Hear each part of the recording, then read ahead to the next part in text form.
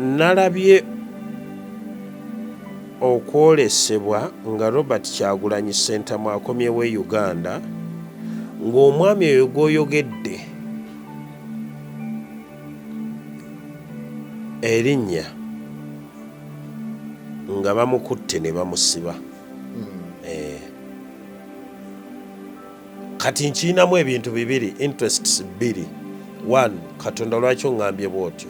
In Uganda, the president is planning to hand over to his son, who is a general. And when he hand over to his son, they will want to terminate his life because it's not well planned. The constitution of Uganda, they will tamper with it anytime there's going to be a kind of referendum to change the constitution to suit the president's wishes.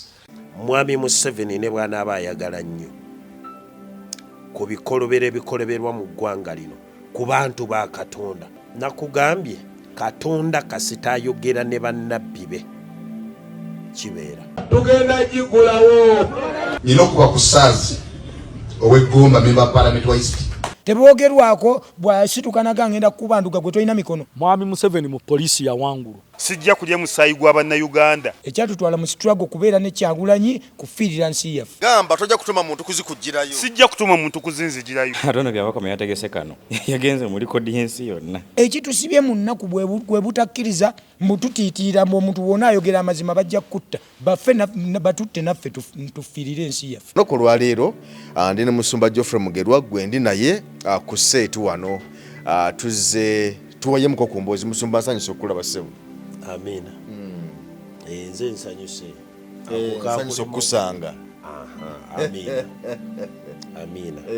Mukama waffe Katonda Yesu mulungi. Obwesige bwaffe bulina kubeera mu Katonda ebbanga lyonna. Kubanga eno ensi tesobola kuwa 10 ku 10 nga toli mu Katonda. Yes. Nolwekyo bannaffe mwenna tubalamusizaako mu linnya lya Mukama waffe Yesu. Mbakubiriza nti temuggwamu maanyi obwesige bwammwe bubeere mu Katonda. Ebintu byonna ebikolebwa bikolebwa n'ekigendererwa nti abantu beegaane Katonda. Yes. Omusumba Nigeria amanyiddwa nga primate Ayodele yavuddeyo ewiiki eno ng'agamba nti mwoyo mutuukirivu yamulabikidde era bw'atyo n'awa obulaguzi ku biseera bya Uganda eby'omu maaso mu kiseera ekitali kyawala. N'agamba mu kubuulira kwe yavudde n'agamba nti Katonda yamulaze President Museveni amangu ddala bbanga etali lyawala agenda kukwata obuyinza abugondomoleko General Muhoozi. Bw'anaamala okubumukwasa bajja kuyitawo akaseera katono naye okibayita assassination, okuttibwa olw'okuba nti bannamagye munda bajja kuba tebakkirizganyiza n'ekyo kyamwami Museveni kyakoze okuba ng'awa General Muhoozi obukulembeze. So omusumba ono Nigeria azagala ku bintu ebyenjawulo ebimu nga bibeerawo. Ye yawadde obulaguzi bwe ya prophesize mu ngeri bw'etyo ku Uganda. Nyinza kukyogerako bwe nti abaweereza ba Katonda balungi b'amaanyi. Naye ate olina okitegeera nti mu Uganda waliwo Katonda be yateekawo okubeera the custodians of their generation. Twagamba dda maybe n'abalala twagamba dda nti Mwami Muhoozi tasobola kukulembera ggwanga lyaffe. Never. Tasobola kukulembera Uganda. Mu linnya lya Yesu. Mu linnya lya Yesu. Mu linnya lya Yesu. General Muhoozi tojja kukulembera ggwanga lino. Ku lwaki tasobola kulikulembera? Kubanga tutulooza nti abantu balaba nti oboolya ebisaanyizo abirina, ebitabo abirina, abadde munnamagye ate nga yagasoma, ate nga era abadde mu bukulembeze obw'enjawulo wadde nga abadde mu magye ate mwana wa mukulembeze wa ggwanga, so omuntu yenna yalirowoozeza nti ebisaanyizo abirina. Kankiddemu Katonda talina kyakola ku nsi kuno. Bayibuli bwegamba okujjako ng'ayogedde oba ng'ayogedde ne bannabbi be. Gavumenti eno ey'emyaka 40 yasiiga ebifaananyi ebyo bibiri ng'abayeekera bonna bwe babeera, nga bannabyabufuzi bonna bwe babeera. Baamanya nti emisingi Uganda kwezimbiddwa misingi ki? Uganda yazimbibwa ku musingi ogw'okutya Katonda. Uganda nezimbibwa ne ku musingi gwe tuyita gwe twandiyise ogwa tribes oba obwakabaka. Now ne bajja basamba bakadde baffe politics ow'ekiyaaye nga politics bwabeera, ne babasiigira ekifaananyi nti bakkiriza n'abantu okusinza oba abantu okumanya Katonda waabwe bakkiriziganya nakyo. At the same time ne babagamba ne babasiigira ekifaananyi ekira nti bakkiriza n'obwakabaka okubaawo nga in actual sense bagenda wansi mu mirandira bateme omulandira gumu ku gumu, naye ng'eno waggulu mu kifaananyi ekirabibwako bakola birala. Abafamire ezo tezitya Katonda, tezitya Katonda. General Muhoozi tasobola kukulembera ggwanga lino, whether yasoma, whether ayina ebisaanyizo, whether taata wamwagaliza. Okwagaliza kirala. Gwe okimanyi nti nandyagadde mbere pulezidenti w'eggwanga lino? Naawe bw'otyo, n'abalala abali eyo nabo bwe batyo, naye mu nze tekiriimu. Ndaba nga mba nekkakkanyiza nnyo nze, kati ate abalala sigamba nti bwe bali, nze ndowooza mba nekkakkanyiza kubanga nkolera ofiisi esinga yeya Katonda. Kakati mu politics ow'emyaka 4 balaze abantu nti bino bye bintu nze bye ngenze maakinga, ate nadiyo puroguramu eyo nja gikukolera wano okitegeere nti abaweereza ba Katonda tebalina kye bali. Okitegedde?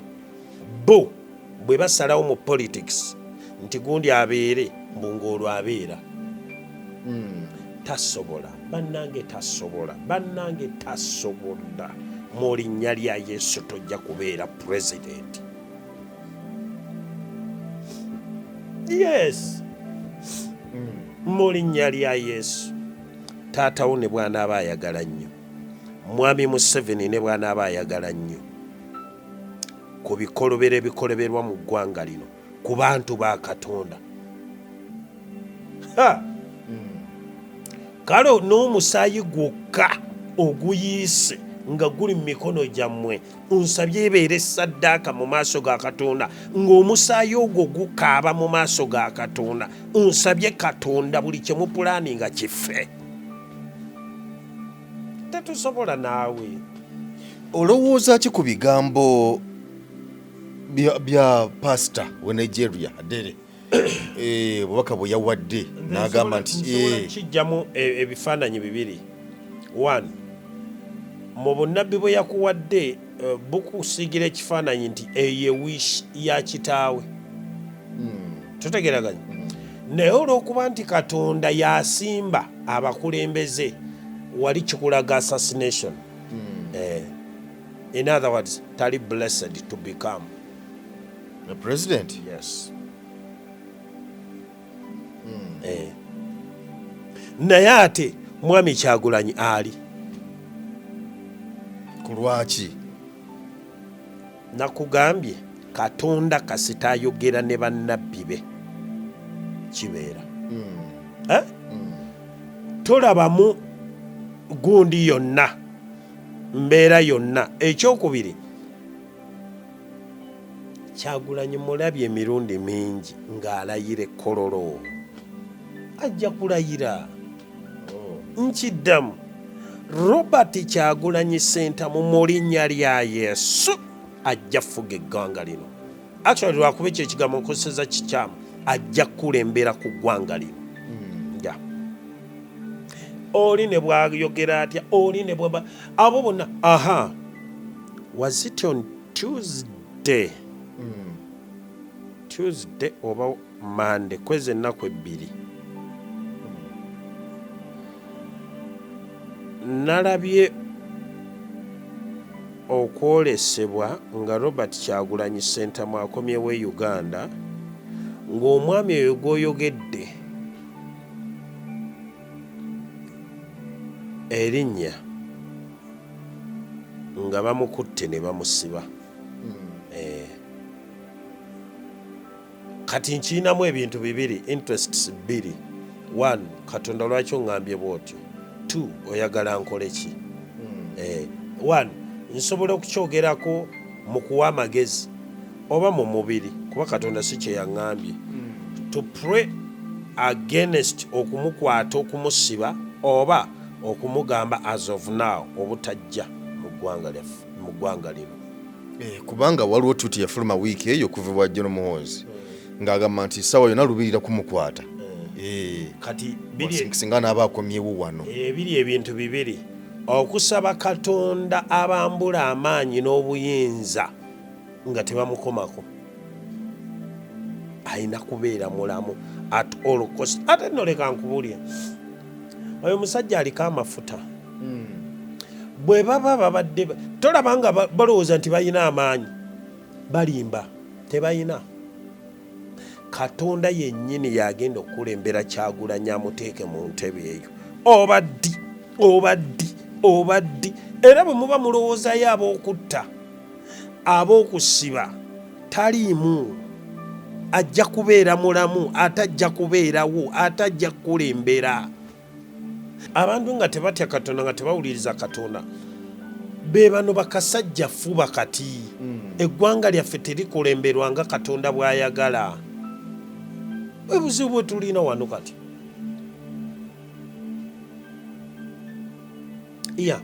Naye nga nze ndowooza nti ebyo byonna byabwewussa. Nze njagala kukubiriza bannayuganda wherever they are, mwenna mulina kusimba mabega wa Kyagulanyi at all cost. Yes. Bonna mu mbeera yonna ne bwe muba muwulidde kamubaddeko mu mbeera yonna, oye Katonda gwe yayiwako amafuta yalina okudda mu ntebe nga mwami Museveni avuddemu. Oba mwami Museveni avuddemu atya oba avuddemu atya, tewabeera ow'amagye, simanyi baawambye, simanyi gundi yafudde, tewabeera omuntu yenna. Kyagulanyi yalina okubeera mu ntebe. Mu bino ebiriwo essaawa zino ng'abantu abasinga obungi beeyawuddemu, ng'abamu balowooza bala tebafiiriddwako, abalala bafiiriddwako mu ngeri bw'etyo. Kubanga tolaba wano omukyala wa Lord Mayor yavaayo n'agamba nti yali amanyi opposition kukolera wamu.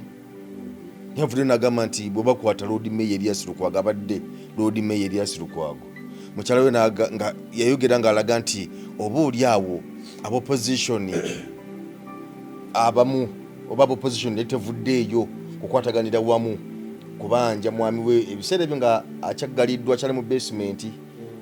Gati nali manyi opposition kukwataganira wamu naye omwami wange bamulekeredde. Ekibuuzo ekyo nyinza kiddamu bwe nti bw'otunuulira nze kirimu answers bbiri. Ekyo ekibuuzo kye kimu. 1, omukyalo oyo mulokole. Omukyala mulokole. Yes. Ate ye omwami musiraamu Erias Lukwago. Omukyala ye mulokole. Mumanyi. Namulabanga ku Prayer Mountain, mulokole. Naye adi njagala kukyogerako n'obwegendereza. Kati nze ate mba muganda wa bba kuba ffe mbi tweddira nkima. Now ekibuuzo bwe baayambula mukyala Babi Kyagulanyi mu kifo kye yalimu nga mukyala wa Lord Mayor yayogera ki? esalako ku bubaka bwe bwonna Baawe si opposition kitegeeza n'omukyala wa opposition. Kati ebyo ebitiibwa bya politics tubibambule, ebyo tubiteeke ku bbali. Mu kapasite ye ng'omukyala wa Lord Mayor eyali acting Lord Mayor, omukyala oyo yakola ki? Tewali. Kitegedde? Kyekiri kye nagamba, begenda ne beerabira nti Zaakayo yali muwooza. He was a professional, he was in revenue. Omuwooza aba wa revenue nga bw'olaba bano aba Uganda Revenue Authority. Tutegeraganye. Zaakayo yali muwooza. In other words, he was a revenue officer. Matthew, if I'm not mistaken, Matthew yali doctor. Tutegeraganye. Kakati mwe ba professional mwesamba mutya ebyokununula eggwanga. Mubyesamba mutya nga Yesu bw'azze akulaze. I need professionals. Omuwooza jangu, omusawo jangu. Naye ate Yesu y'omu n'agenda ne mu ba bizinensi. Nabo najjayo ki bajjeeyo. Be baali ku nnyanja abaali abavubi. That is business. Buuza mukyala wa former mayor. Lord Mayor. Mubuuze bakyala banno ba Ingrid bwe babadde nga babakwata. Ye season baawe gy'abadde Lord Mayor. Yayogeranga ki? Mwe bagundi temututabula. Temwefuula nti muyina ensi gye mwava waggulu eyo mu bbanga ne mujja ne mutonnya wano. Bw'olaba ng'abantu ba Katonda banyigirizibwa, kozesa buli kintu kyonna ekiri munda mu ggwe oyamba abantu ba Katonda. Tovaayo nga you are addressing the media, the public, ng'oyogera luzungu bwe weekwese mu gaalubindi. Never. Muveeyo muyamba abantu ba Katonda. Kale ebyokuddaawo bw'ate era nze nina ebifaananyi bibiri. Ebbanga lyonna mbadde nga nkugamba nga nkola ano ku mukutu gwo nga nkugamba nti badokita muveeyo, abali mu bizinesi muveeyo, gwe genda mu recordings zange. Ne mbalaga nti Yesu yakozesa buli muntu yenna. Olaba n'abalalu yabakimako abawonye. Kati singa omulalu teyali wa mugaso, Yesu teyaligeze kumuwonya. Naye yamuwonya okulaga nti naye wa muki? Wa mugaso. Kati faawo nga twedigidiramu nti abantu basomye bali mu revenue. Kyokka ekikwewuunyisa okuddukanyizibwa kw'eggwanga bakwesuula muguluka nga batulowoozesa amwe professional. Oba professional bwo bunyambirawa nga neighbor wange afa. Bali mu ngeri ya tebinkwatako. Yes. Era omuntu yenna abakwata nze ne bw'aba akozesebwa sitaani, njagala sitaani ayongere okumukozesa babakwate. Yes. Oyo omulamuzi eyamma wayisa mufumbiro Beiro. Professional. Ali mu ofisi y'aba professional, alowooza amateeka tegakola, bagafudde agatakola, so nga amateeka weegali. Ne bagasoma kifuula nnenge. Bagamba nti olumu wabeerawo order from above. Kubanga balina bakama baaba bawa emirimu. Kubeerawo order from above. Resigninga. Botosobola kuyimirira ku magulu go. Resigninga. Oyina okumanya nti omuntu yenna ampa order, naye oyina okumanya waggulu waliyo Katonda.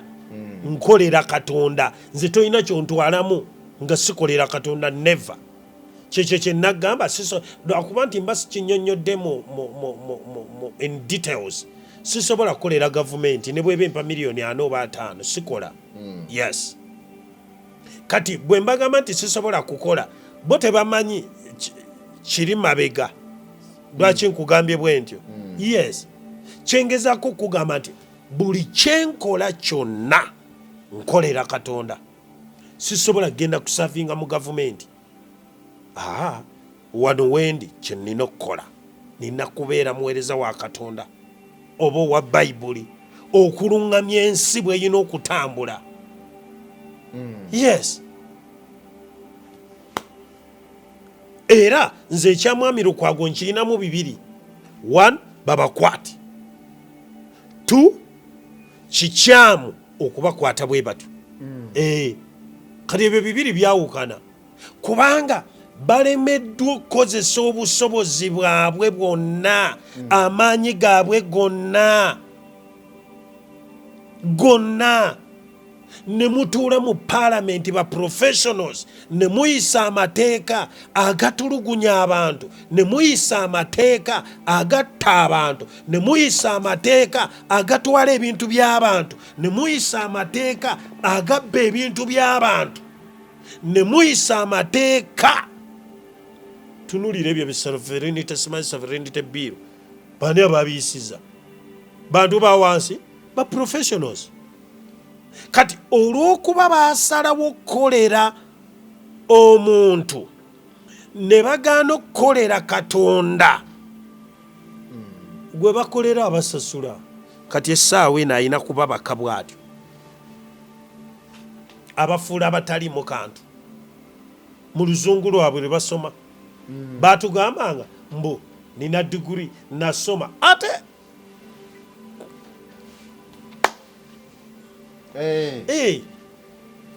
gwe okimanyi nti abali mu Parliament awo ne bali be bagamba nti bakadaama enjawulo 0. Ate eriwo si bali bayisa amateeka mu Parliament. Etteeka lye bakusasulidde oyisa kitegeeza tokozesezza bwongo. Tokozesezza kutegeera, tolisomye n'olitegeera, oyisizza buyisa. Kadaama bw'aba ali gy'akolera ayogera Luzungu. Bano abali mu Parliament bateesa Luzungu. Si bwe kiri? Kadaama akola ekintu n'asasulwa. Ow'omu Parliament naye bw'ali basasula basasule buli mwezi. Ate bo babasasula bagulirira okuyisa ebikyamu. Kadaama asasulwa kukola kituufu. Awo waliwo enjawulo. N'ogamba abantu tebakuŋŋaana, abatakuŋŋaanye ku bba.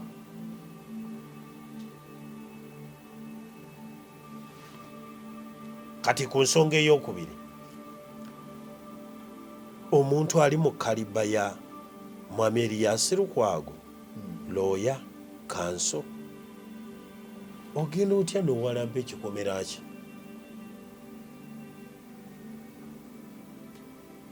Bali baganya okuggulawo. Kale naafazaali salamu kageeti akatono. Ojjukira nga bakwata Kirumira bagenda ne baleeta binnajjolo oba biki bikaata ne basalamu oluggi. Kye bandikoze kubanga nakyo ne kyenjogerako nakyo kikyamu. Sagala balowooze nti nkiwagira nti kituufu, nakyo kikyamu. Ne basalamu kageeti akatono. Ogenda otya n'owalampa ekikomera? Abo be bakuumi b'amateeka.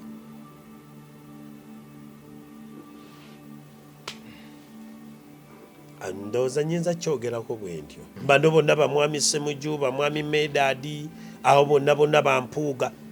Wabaddewo generation y'abantu 1 nga bagezi. Saagala balowooze nti tubayisaamu amaaso. Baali bagezi oba nga bagezi. But they chose, baasalawo okubeera ababuyabuya, baasalawo bakozesebwe. That's why nti Katonda yababuuka najja n'agwa mu generation ya Kyagulanyi. Yes. Yali ttaani yaabwe. Ekiseera kyabwe kyali kituuse. Kyaliwo. Naye olwa okiyisa otya? obubuyabuya okulaba obuntu obutonotono kwegamba obumpwakimpwaki obutamanya managinga ntya feemu eno gye nnina as of now. naye bo bagamba nti omukulu bamubeererawo naye yabasuula mwami Kyagulanyi nagamba nti baali bazze bagate effort n'ebirala byonna nti naye mbu nga tebawulirizibwa. Anti abo nabo abasajja abo tebatya Katonda, tebamanya ddi akatirwe kakuva mu ngalo na ddi akatirwe kagenda mu mukono gwa muntu mulala. Ekyo ekitawaanya Africa, ebyo ebimu ku bitawaanya Africa. Andi nze ebintu byambiwa ne kati buli bombuuza wabeerawo akajja kati as a leader in leadership oyina okumanya ddi when it is your turn na ddi bw'ovaawo.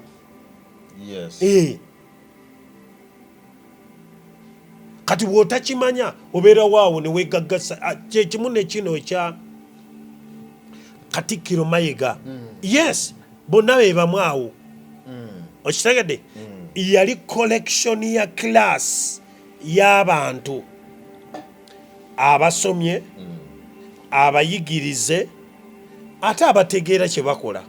Ekyo nakyo kati kiwumbewumbe bwe kityo, but baasalawo okugoba ebyabwe. si ebyeggwanga eby'abantu bonna wabula ebyabwe eby'obuntu. Yes, kati bwe baasalawo okugenda mu ekyo, leka nkubuulire wabeerawo shift ey'omwoyo. Shift neevaawo eyo. Remember Katonda abaakubiseeko mukubikako you are favored, mukubikako you are protected, mukubikako wisdom ogiina, mukubikako knowledge ogiina, mukubikako understanding ogiina.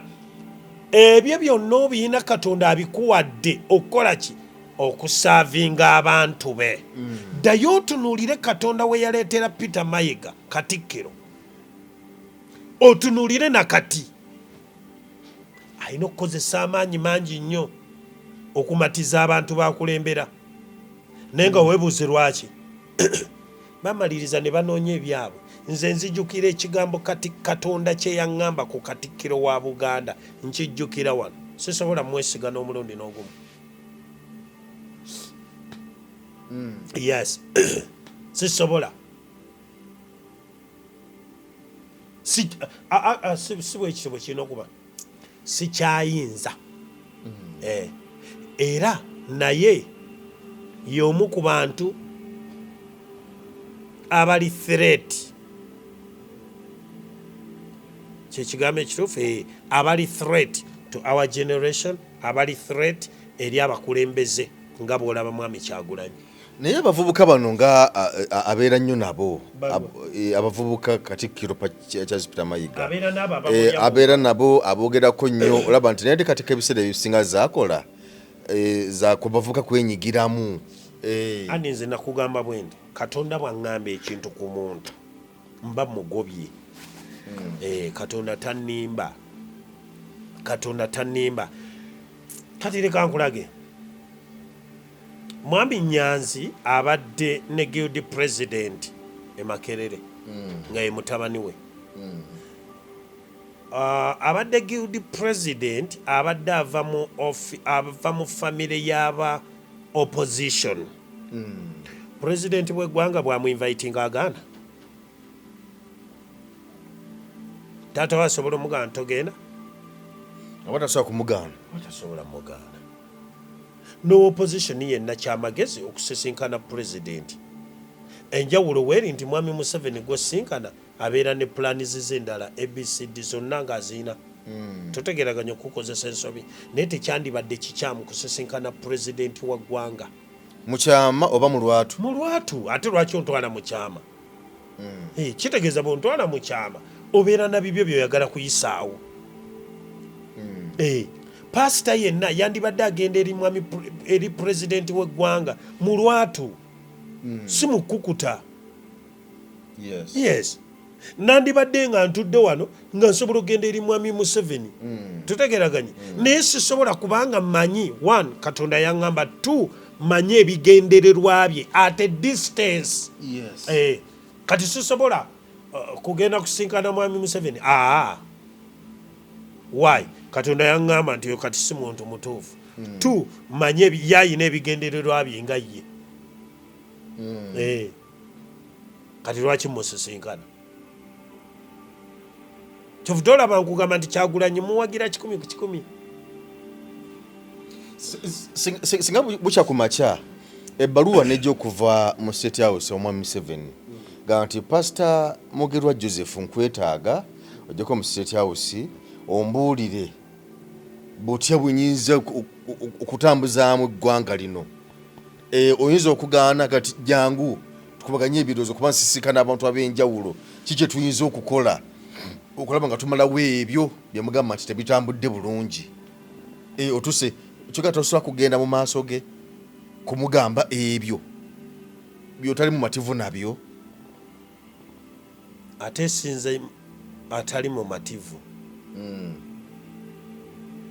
Katonda takyali mu mativu eri mwami Museveni ekyo kimu ekyokubiri ekibuuzo ekyo kyombuuziza kigazi naye nyinza kifunza bwe nti one nsooka kubuuza Katonda eyantonda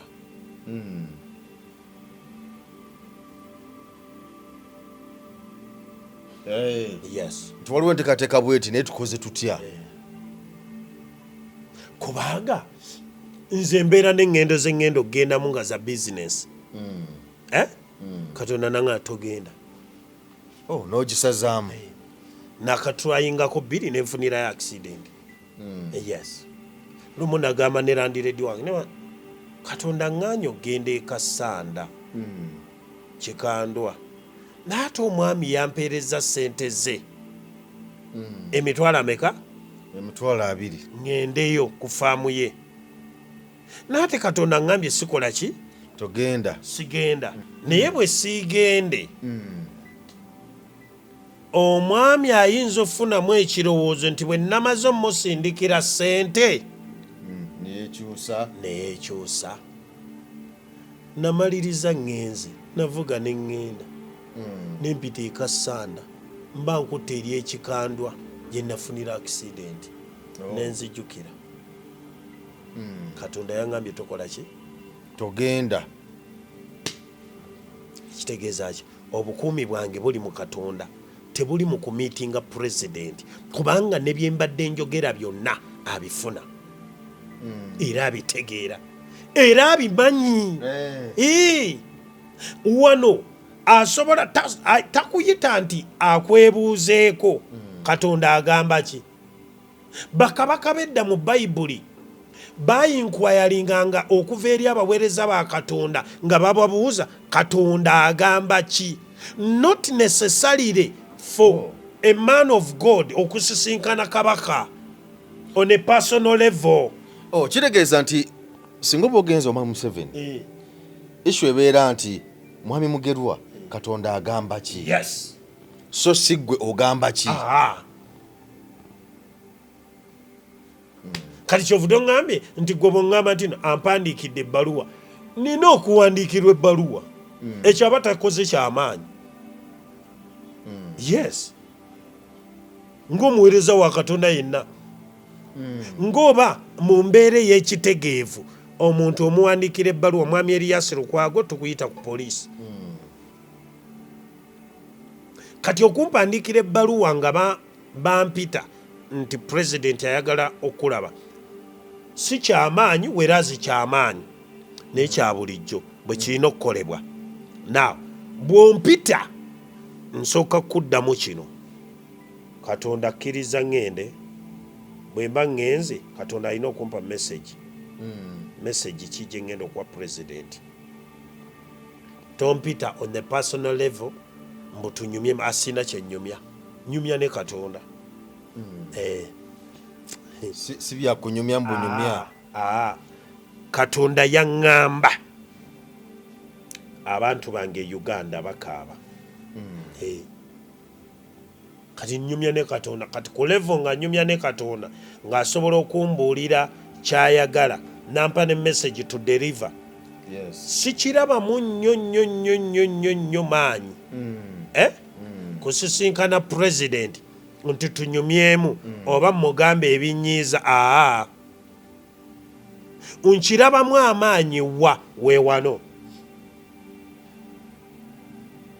ozze nga president okumbuuza Katonda agamba ki nenkuwa message nga message gye njikuwa yeeyo Katonda gye yampadde nga togikyusizaamu. Yes.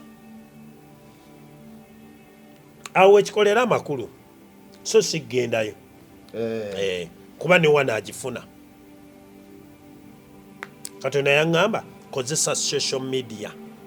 Gwokimanyi nti okutandika okukola these programs nabuuza Mukama oyagala nkozese mainstream media oba nkozese eki naŋŋamba kozesa social media.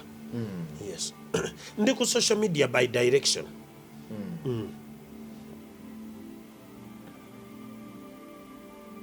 Kati Katonda bw'aba asobola okuŋŋamba togenda kikandwa neŋŋenda nenfuna obuzibu tokozesa mainstream media era sigikozesa nkozesa social media.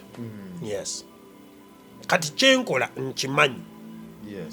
Sininamu bwetaavu bwonna ate nkola mu gavumenti simanyi bw'ate nasinkanye mwami Museveni sina kyenkyetaaza tekirimu temuli awo mba ntunze generation yange naye mu linnya lya Yesu Katonda agenda kununula generation eno. Tukirinde nga mbaga essaawa yonna nnyo n'amaanyi. Katonda agenda tununula ebbanga lyonna babadde bateekateeka busibe kuwamba ggwanga lyaffe kuwamba abantu ba Katonda kuddira abantu ba Katonda babafuule baddu baagala Uganda bagifuule nga y'abaddu bo nga si baddu bo be bakabaka naye mu linnya lya Yesu Uganda y'abannayuganda. Byonna bye mubadde muteekateeka omanyi nene waffe mu balokole beekwekayo kumbo yo politics bajjeyo ekifaananyi abalokole bali ku saidi yaffe. Yes, nze siri ndi mulokole naye siri. Mutulugunya abantu ba Katonda musiba abantu ba Katonda mutta abantu ba Katonda byonna mubadde mubikola in 40 years. Mubadde mubikola mukaabya abantu ba Katonda mubadde mubikola. Nze siri ku saidi yammwe. toli ku saidi yaabwe. Never. Ate ne Katonda takyali ku saidi yaabwe. Yes. Ntera okubuulira nga bagamba obukulembeze buva eri Katonda. Enjogera totera okugiwulira. Anti ekyo kirala. Naye tosobola tuula mu bukulembeze. Kankiyite nottira mu bantu. Notuula mu bukulembeze nosiba abantu. Bafalaawo baali bakulembeze nga ne Katonda abamanyi. Nga n'obukulembeze yabubawa. Naye ino atole okitegeera nti Katonda y'omu yasindika ba Musa bagende banunula abantu be. Babanunula mu mikono gy'abaki? Gy'abalabe. Gy'abakulembeze abalabi.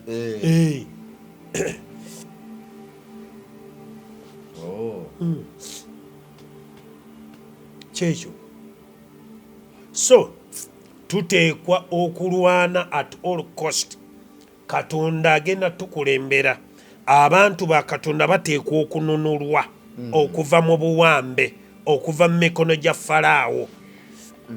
Yes. Kyekyo. Si byangu nnyo n'akatono. Ne mbadde nsaba Musumba oyongere okutuwa ku kifaananyi kya Uganda nga bw'ogisuubira bwegenda okubeera newankubadde otugambye nti Robert Kyagulanyi Ssentamu ateekwa okubeera omukulembeze newankubadde taliiwo tetumanyi kinaabeera kitya n'ebirala byonna naye mbadde njagala otusiigire ekifaananyi kya Uganda nga gwe bw'olowooza bwegenda okubeera mu maaso awo emyaka si mingi. Ekisooka kya byonna mumuleke mbabuulire.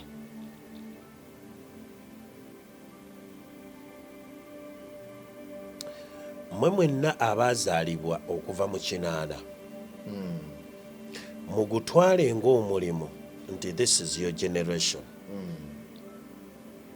Mukikkirize, tetulinayo mulembe mulala. Eno egeneration yaffe gye tulina okubeera, gye tulina okulivinga. Tulina okukola buli kintu kyonna kye tukola knowing that we are in our generation. Oba we are in the season. This is the season. This is the time. Okitegedde? This is our time. Era enjogera egamba nti abakulembeze ab'enkya nga bwe kize kitambula aba generation eno kati generation yabwe gye balimu nga gye bafudde emega nga bagamba nti mwe bakulembeze ab'enkya kakati ekiseera kyekino essaawa eyo statement omanyi be applyinga nabo applyinga ku baana ab'emyaka 15. As of now, this is our time. Kyekiseera The moment kasita tukkiriza okubeera mu buwambe n'abaana tuba tubatadde ekyo mukitegeererewo. The moment tukkiriza okubeera mu buwambe, okubeera mu busibe, mumanye nti n'abaana tubatadde. Yes. Mukkirize nkugambye Yesu bw'aba asobola okulinnya eryato. In other words, eryato, it's a kind of transport. N'alinnya eryato n'ava Entebbe Kigungu n'agenda e Kalangala ng'agenderedde omusajja omu eyali atuuliddwako emizimu, Bayibuli gyeyita region. Yesu n'agendayo. Mukitegeere nti mu maaso ga Katonda n'abalalu be mulaba ku makubo, they matter in life. Okwata otya omuntu omulamu n'omugyamu ensigo? Okwata otya omuntu omulamu n'omutuga? Owamba otya omuntu omulamu? Kati leka nkubulire kino.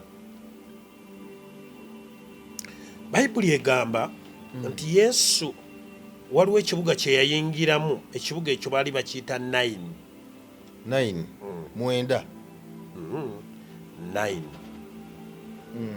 eri NINA mwenzijukira.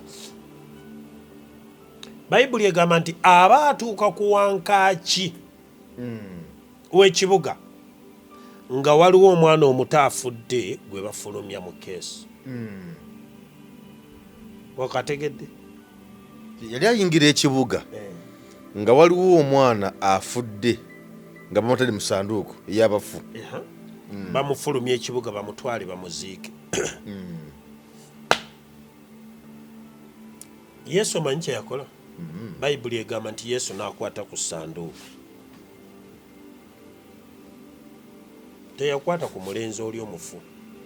Yakwata ku sanduuku. Yakwata ku sanduuku. Yesu takwata ku bifu. Maaso ga Katonda takkiriziganya n'abafu.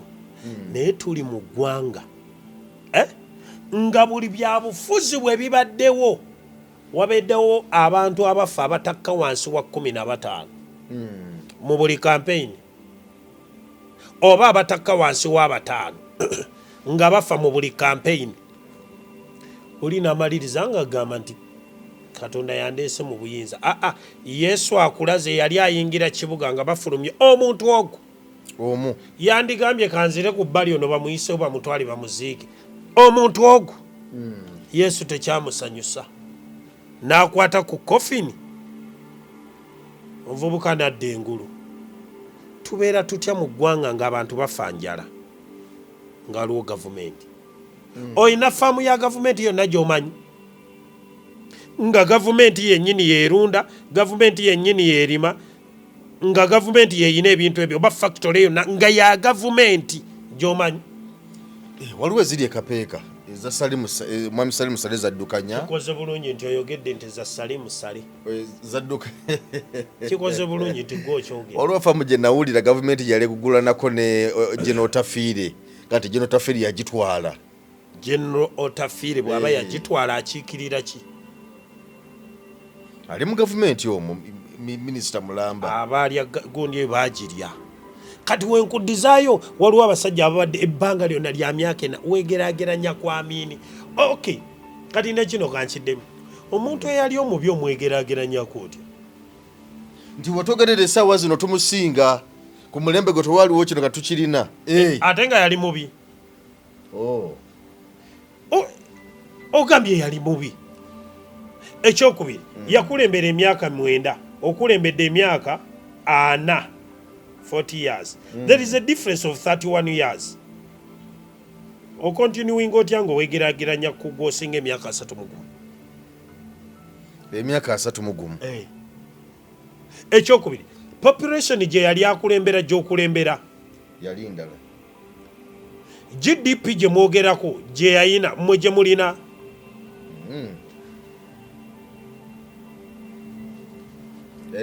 muwe ku kitiibwa Katonda mutye Katonda tosobola kwegeraageranya ku gwosinga bayibuli ekugamba nti the lesser will be blessed by the greater ow'amaanyi yawa omukisa tumuyita omunafu oba gwasinga wegeraageranya otya ku Amini ekisooka kya byonna mugamba yali tatya Katonda kati gw'otya Katonda ate wegeraageranya otya kwoli atatya Katonda ekyokubiri kilaasi y'abantu abayivu abaliwo ku mulembe gwa Amini be baliwo bano bayitirivu naye tomanyi nti omusajja ate oli bye yakola bingi nnyo nakati bikyayogera okusinga mu ate bye mukoze faamu zonna ze baalekawo mwazirya mwazibba ne muzitwala njogera bino byonna lwaki okulaga nti the moment kasita baaluzinga the purpose of their coming the purpose of God ne badduka nga bagenda mu byabwe awo we baasuulira akati kennakugambye nti manya ddi lw'oyina akati naye manya ddi lw'oyina okukata abalala bakakwate in life ekyo kitegeere kati njogera bino byonna nga nkugamba ki meseji yange eri emu eri mwami Yoweri Kaguta Museveni pulezidenti w'eggwanga lino erya Uganda mwami Museveni olina okuta abantu ba Katonda ne bwe banaakusabira ssaala ki kati leka nkulage nina ekintu kyotimutannaba kutegeera bwe twava mu kulonda mwami Museveni n'alayira okulaga nti mwami Museveni tagenda kubeera mukulembeze mulungi mu kisanja kino bino bye byaddako baatandika okumenya amayumba g'abantu bagamba mbu beesenza mu ntobazi ekyo kimu ne bagenda baddira amawulire ne bagenda bakwata omusajja omukyala Anite Among ne bamusaddaaka omuwaayo mu mawulire nze kyempita okusaddaaka omuwaayo mu mawulire omujolonga omufungulafungula byonna ne babikola omukulembeze of that caliber live about nti bye yabadde ajja akola nga sikkaanya nabyo naye nkulaga omukulembeze of that caliber ne bamufungulafungula ne bamuswaza bwe twamaze awo abo Beriyasi Lukwago biki omuntu eyandigambye tutandika okuweereza abantu tumaze okulayira ebyobufuzi biwedde abantu bonna bali mu makomera bateebwe baddeyo mu bantu baabwe ndaba byetulimu ndaba byetulimu abantu bawambibwa abantu bambulwa oyambula otya ekifaananyi kya Katonda naye bannange zino engalo nzikubidde abantu bonna abakola ebikolobero mwanguyiriza Katonda judgment n'oyambula omwami omukulu n'oyambula ekifaananyi kya Katonda ekyo kyabaawo mu lusuku Edeni ku Adamu ne Eva. The moment they sinned or the moment they disobeyed God, Bible egamba nti ne bambulwa. Naye kyabambulwa kyekitiibwa. Buli bw'oyambula omuntu wa Katonda yenna ekitonde kya Katonda obeera ku kitiibwa Katonda kyabamwambazza. Oba oli ku nnyini. Era bano abawamba abantu ne babambula simanyi mubambazza pampa. Tewayambudde mwami Lukwago the person. Wayambudde mwami Lukwago the image of God. Wakutte Katonda. Ebikolobero byonna bye mukola mubikola ku bwakabaka bwa Katonda. Uganda is a nation. Uganda is a kingdom of God. Uganda is not just a country. Nga bwe tugiraba bwe tuti. Kati bwe buzibu bwabwe bano bannabyabufuzi n'otuula mu palamenti n'oyisa ebiteeka oyisa otya ebiteeka mu bwakabaka bwa Katonda ng'ebiteeka bikontana n'obwakabaka bwa Katonda. Okola otya ebintu bwe bityo? Katonda akuwadde omanaginga abantu be. Katonda akuwadde osavinga abantu be n'okola ebintu bwe bityo. So nze ndowooza nti akadde kamwe judgment everywhere. Judgment ya Katonda ebasisinkane mu office mwe mukolera, ebasisinkane mu maka gammwe, abantu be musse, abantu be musibye, abantu be mutulugunyiza, abantu be mwambudde, abantu be muwambye. Nsabye Katonda judgment ejje mu bulamu bwammwe. Kyekyo. Kale embeera bwe tubweri okujjako nga musumba olina akatalekeka nga tuyingira wiiki empya. Mwami Museveni ate abantu bonna abawambibwa bonna buvunaanyizibwa bwe. Nze lwe nafuna message ya General Muhoozi lwe nagifuna nga Katonda yagiŋambye nja gimugamba. okwawukana kujja omuwadde leero. Katonda kaanagimpa bw'ati bwe pa gimugambe nja gimugamba. And God will deliver that message. But as of now, atrocities zonna, kidnaps zonna eziri mu ggwanga Uganda biri ku mwami Yoweri Kaguta Museveni, president w'eggwanga lino. Si Muhoozi. Never. Kubanga yavaayo n'atyotika n'agamba ono ngenda kumukwata era n'akwatibwa ne bimukolebwako ne bimukolebwako era ebifaananyi ebyo ne bitekebwayo ku mutimbagano. Ate lwaki Muhoozi by'abaakoze lwaki babitekebwa ku mwami Museveni? Anti kati kyekiri kyeggambye nze bw'ombuuza ekibuuzo sigenda kiddamu nga munnabyabufuzi, ngenda kiddamu ng'omuweereza wa Katonda. Katonda kyaŋŋambye kyensitiikingako. Kyenvudde nkugamba nti kuba kati abo bonna boŋŋamba bakolera wansi wa mwami Museveni. Ekyo naawe okimanyi. Si bwe kiri? Commander in chief yani. Mwami Museveni. Automatically. Kitegeeza ekyakimanyi. Kyogana takimanyiiko nti mu Lukwago bagenda mulumba ku makya. Oyinza ogaa nti yadde takimanyi.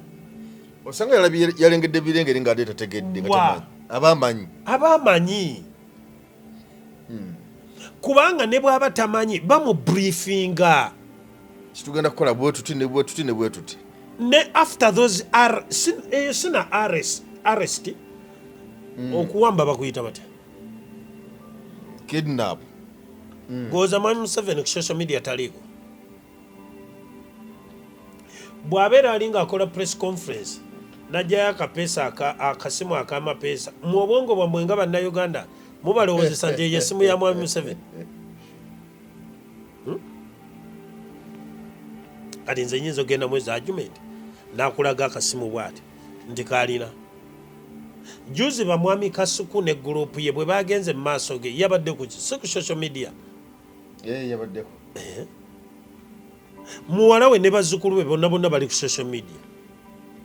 kwali ku social media tutegeraganya buli kimu akimanyi ya era Katonda bwagamba nti gamba mwami Museveni wama mukulu Museveni mwami Museveni president Museveni ene message yange gyoli byonna bikole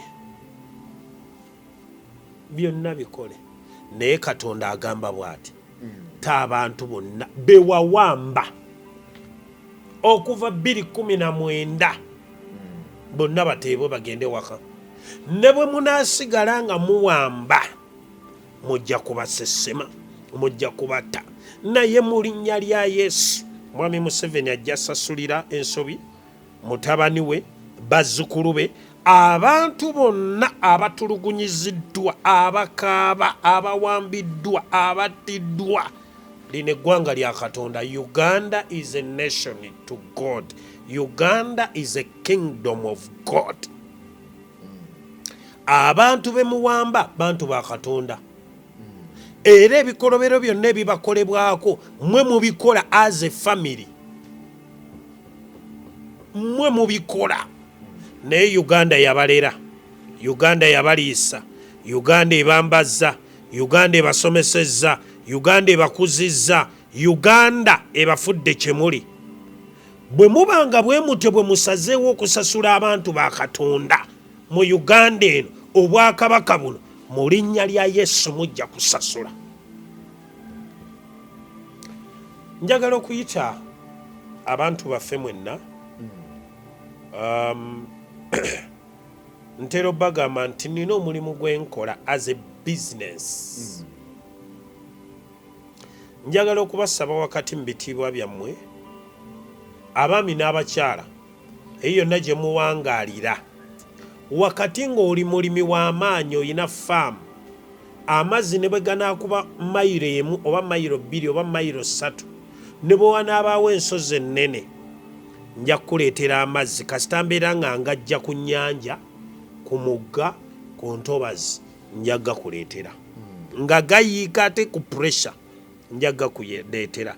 Pampu ezo nzirina oba waliwo olusozi oba waliwo distance empanvu pampu nzirina. Sente zo zokka ze ziyinza okujjamu. Tewaliwo nsonga lwaki emmwanyi ezo zifa, tewaliwo nsonga lwaki ebisolo byo bifa, tewaliwo nsonga lwaki ebirime byo bifa. Mpabuwi mulimu, mpabuwi business nkukolere. Nze omusumba Mugerwa nze nkuyise nkusabye ompagire buli kyuma kyeweetaaga kyonna nkirina. Ebisaawo omuddo, water pumps, tractors, ebyuma n'ebinaaza n'ente mbirina. Nga mmaliriza nsembyayo kano mwami Museveni badde nsaba nsooke mbawe ku nnamba kubayinza okufuna n'okubawa endagiriro ababagadde okujja obutereevu. Babagadde okujja obutereevu okugula oba okufuna ebyo musumba byayogeddeko wammanga genda awo ekatwe okulira na Musa Bode opposite busukka kkubo. Musa Bode ali ku mukono guno ogw'ekyemmanga kanguyita ogw'ekyemmanga ate musumba ali ku mukono ali busukka kkubo ng'osaze ekkubo ku mukono ogw'ekyengulu. Naye kiba kirungi nnyo okusooka okumukubira ku ssimu n'okwongera okufuna obulungi endagiriro n'okumanya ki kye weetaaga nga tonnaba kusimbula. Essimu eri 0705 51 35 94 njiddamu 0705 51 35 94 oba ku 0782 9 5 93 0782 9 5 93 oba mufuna bulungi nnyo ku nsonga ezo. nga maliriza statements 2-3 esooka wambuuziza lwaki mwami Muhoozi tasobola fuga. Omuntu yenna bw'ajja kugambanga nti Yesu Kristo yanzikiriza nagamba abachwezi banzikiriza Katonda waffe wa bujja tagattikwako mu Katonda butono. Omuntu yenna waakolanga statement eyo wemanyanga ntasobola fuga. era nze ndi musanyufu.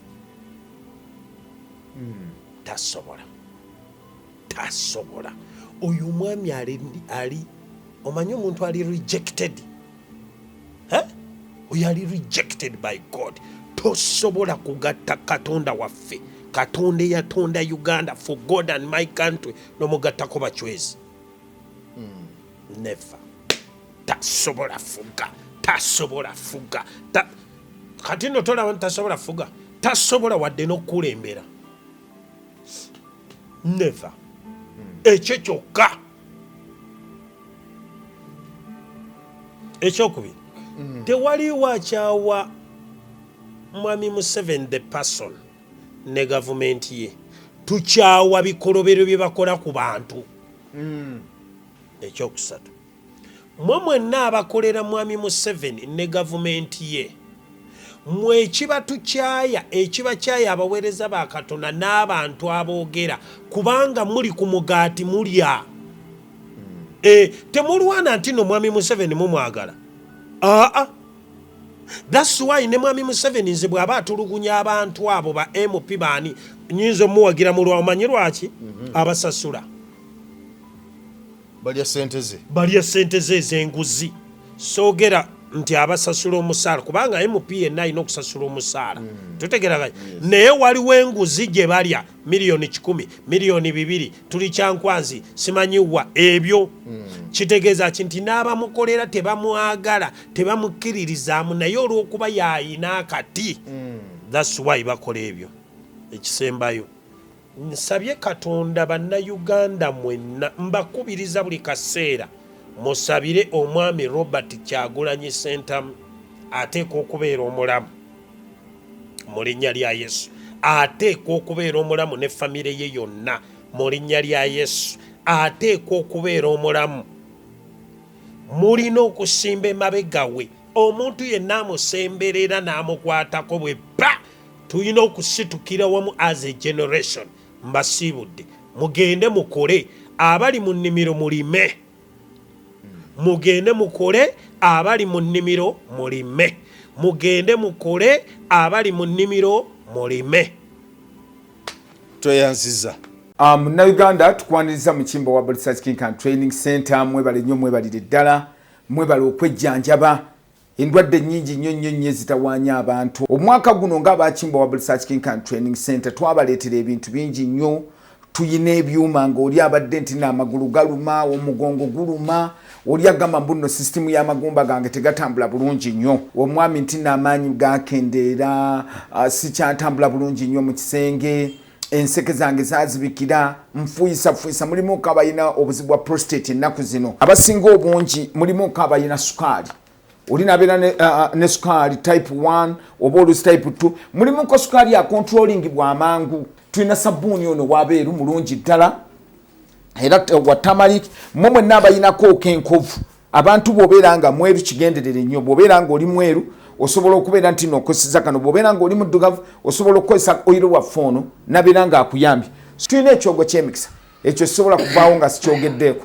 Abantu abatawanyizibwa nti no siweebwa siganja, abagadde family planning ey'ekiganda, abayina pressure, abayina sukaali, naye ekyogo ky'emikisa gwe wenna nti siweebwa, obulamu bwange bwonna bubadde mu bbato, ngenza okusaba emirimu, ngezezaako okwagala okugenda ebweru, byonna byagaana. Jangu otutuukirire ng'aba Kimbo wa Research King and Training Center, weetuli ewakaliga, tuli wano Mengo opposite Lubiri SS. Bw'ova ku Lubiri SS obanga aserengeta ku katono awo, bw'oyisa ku Salt TV ojja kubanga otulaba.